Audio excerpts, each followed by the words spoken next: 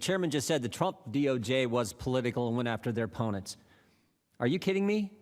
3 weeks ago, the National School Board Association writes President Biden asking him to involve the FBI in local school board matters.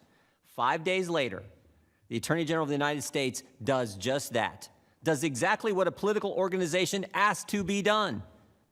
5 days. We've sent, Republicans on this committee have sent the Attorney General 13 letters in the last 6 months.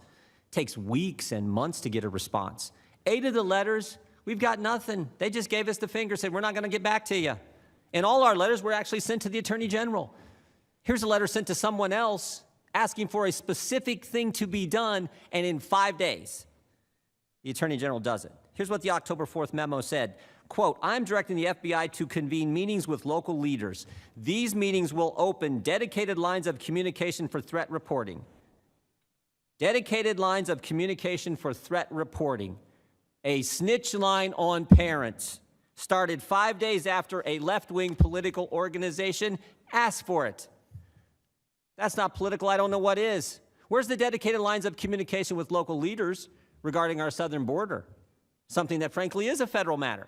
Where's the dedicated lines of communication on violent crime in our cities? Violent crime that has went up in every major urban area where Democrats have defunded the police. Nope, can't do that. Can't do that. The Biden Justice Department is going to go after parents who object to some racist, hate America curriculum. Nope, can't focus on the southern border where 1.7 million illegal encounters have happened this year alone. A record number. MS-13 can just waltz right across the border, but the Department of Justice, they're going to open up a snitch line on parents. Think about this. The same FBI that Mr. Garland is directing to open dedicated lines of communication for reporting on parents just a few years ago spied on 4 American citizens associated with President Trump's campaign. The Clinton campaign hired Perkins Coie, who hired Fusion GPS, who hired Christopher Steele, who put a bunch of garbage together, gave it to the FBI. They used that as the basis to open up an investigation into a presidential campaign. Oh, and then there was Mr. Zussman. Mr. Zussman, who worked at Perkins Coie, the firm hired by the Clinton campaign. He cut out all the middlemen.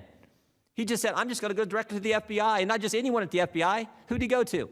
Jim Baker, the chief counsel at the FBI, handed him a bunch of false information, told him false information, and of course, he's been indicted by the special counsel. A few weeks ago, the IG at the Department of Justice released a report that found that the FBI made over 200 errors, omissions, and lies in just 29 randomly selected FISA applications. But don't worry, the Attorney General of the United States just put them in charge of a dedicated line of communication to report on parents who attend school board meetings. Mr. Chairman, Americans are afraid. For the first time during my years in public office, first time, I talked to the good folks I get the privilege of representing in the 4th District of Ohio, folks all around the country. They tell me for the first time they fear their government. And frankly, I think it's obvious why. Every single liberty we enjoy under the First Amendment has been assaulted over the last year. Stop and think about it. Americans were told you couldn't go to church, couldn't go to work, couldn't go to school. Small business owners were told you're not an essential business, close your doors, causing many of them to go bankrupt. We were given curfews, stay-at-home orders. Last fall in Ohio, you had to be in your home at 10. In Pennsylvania, when you were in your home, you had to wear a mask. In Vermont, when you were in your home, you didn't have to wear a mask because you weren't allowed to have friends and family over. And of course, there's always a double standard with these folks. Folks who make the rules never seem to follow them. And now the Biden administration says, get a vaccine or lose your job. Even if you've had COVID and have natural immunity, get a vaccine or you will lose your job. Oh, I almost forgot. The Biden administration also wants another dedicated line of communication for reporting. They want a second snitch line. They want banks to report on every single transaction over $600 for every single American to the IRS. The IRS, that agency with its stellar record of customer service, the IRS, you know, the same IRS that targeted conservatives the last time Joe Biden was in the executive branch. Jefferson said once, tyranny is when the people fear the government. We're there. Sadly, we are there. But I don't think the good people of this great country are going to cower and hide. I think your memo, Mr. Attorney General, was the last straw. I think it was the catalyst for a great awakening that is just getting started. Pilots at Southwest Airlines, the Chicago Police Union, parents at school board meetings, Americans are pushing back because Americans value freedom. A few weeks ago, Terry McAuliffe said this: I don't think parents should be telling schools what to teach. When government tells parents we're smarter than you, Americans aren't going to tolerate it. When the Attorney General of the United States sets up a snitch line on parents, Americans aren't going to tolerate it. I think they're going to stand up to this accelerated march to communism that we now see. America's going to fight the good fight. They're going to finish the course. They're going to keep the faith because Americans value freedom. Mr. Chairman, we have a video we'd like to play.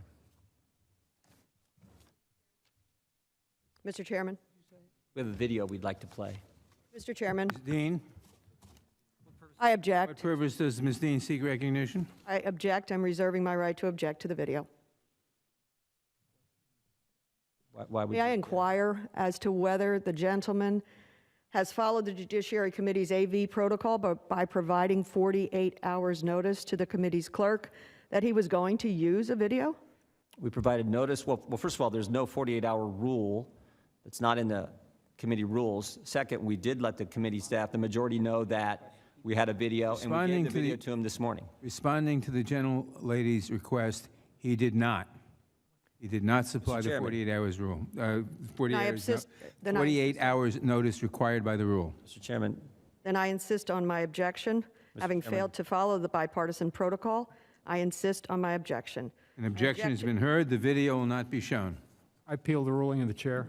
The ruling has been made. There's been an objection. There's been no ruling that was made. There's been no ruling that's been made. Chairman, There's been an objection. Mr. Chairman, I'd like to speak regarding No, that's out of order. This is not debatable. well, what's out of order is there is no rule that requires a 48-hour notice. That's what's out of order. There is such a rule. There is not in our rules. Mr. Chairman, what are you afraid of? There is such a rule. You objected last year. You were told there was such a rule. Mr. Chairman, what are our colleagues on the other side of the aisle afraid of? Are they afraid of videos of parents? The gentleman was recognized for his opening statement. Is he finished the with his ruling of the opening chair. statement? I'm not finished with my opening. I seek recognition for a Gentleman parliamentary should inquiry. proceed with his opening statement. It's not a rule. It's what you said. I think the term you used is it's protocol. The gentlewoman Don't govern objected. the conduct of the committee. Rules do. That's not a rule. We had a video. We understood you had a video.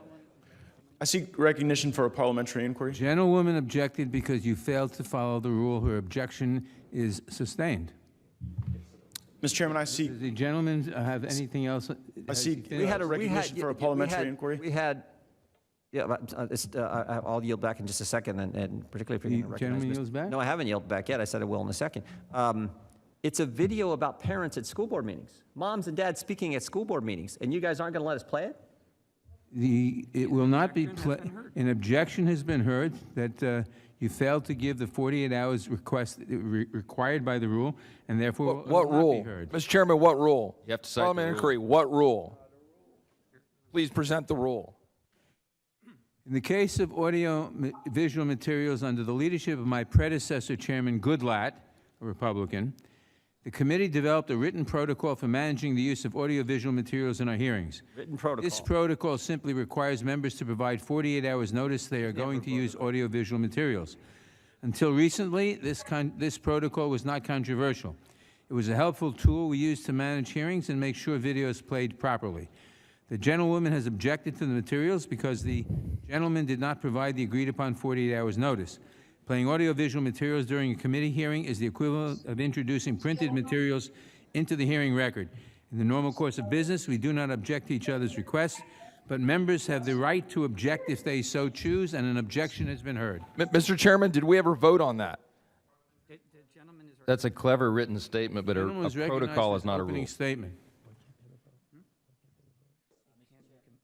Mr. Chairman, obviously you're not going to let us play it. Obviously you're going to censor us, which is sort of the conduct of the left today, it seems, and Democrats today, it seems. I yield back the balance of my time.